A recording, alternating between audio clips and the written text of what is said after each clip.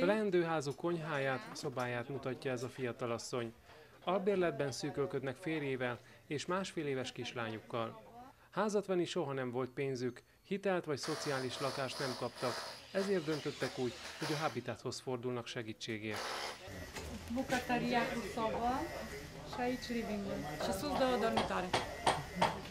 Az ikerház 2 hét alatt készül el, az építőanyagot a Habitat, a munkaerőt pedig Marianna kollégái, az egyik nagyváradi számítástechnikai cég 300 dolgozója adja, akik maguk is saját lakásról álmodoznak.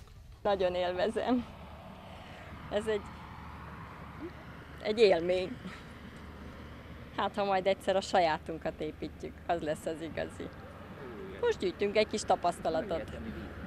Mindamellett, hogy örülök annak, hogy egy kolléganőmnek lesz lakása. Én is erre vágyom, annyi év albérlet után. Hát, ha egyszer nekünk is lesz. És ugyanúgy fogok örülni annak, hogy jönnek a kollégák segíteni. Az építőtelepen 300-an egy időben nem dolgozhatnak, ezért naponta 8-tól 4-ig beosztás szerint folyik a munka. Akik az üzemben szervereket készítenek, most a ház alapozásánál segítenek. Nem dolgoztam építkezésen.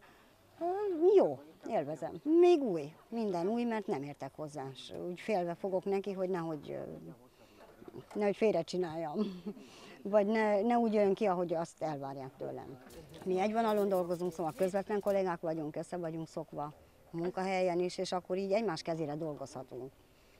Úgy egyszerűbb, úgy könnyebb. Amit nem tudnak, abban építész nyújt segítséget. Ez a fiatalember nem először dolgozik a Habitatnak. Segítettem tavaly is, most is, mert máshogy nem lehet. Tehát csak a Habitatnak ugyanígy dolgoztatok? Dolgoztunk, ugyanúgy volt tavaly is.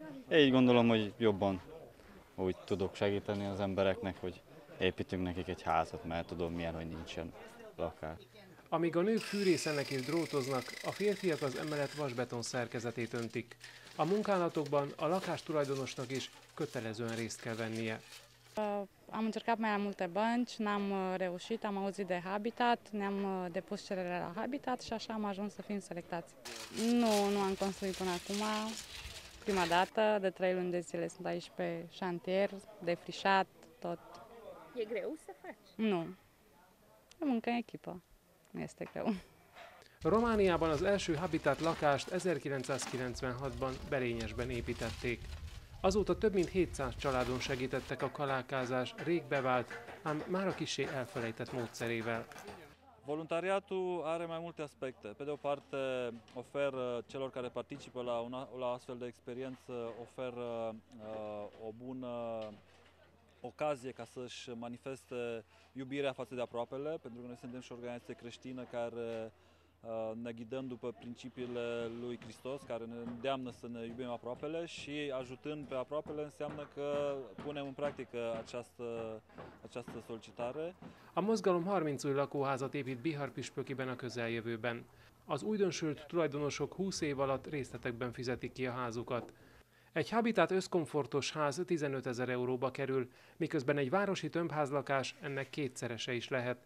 Ezért nagy igény van a 2 hét alatt felépülő új otthonokra Románia szerte.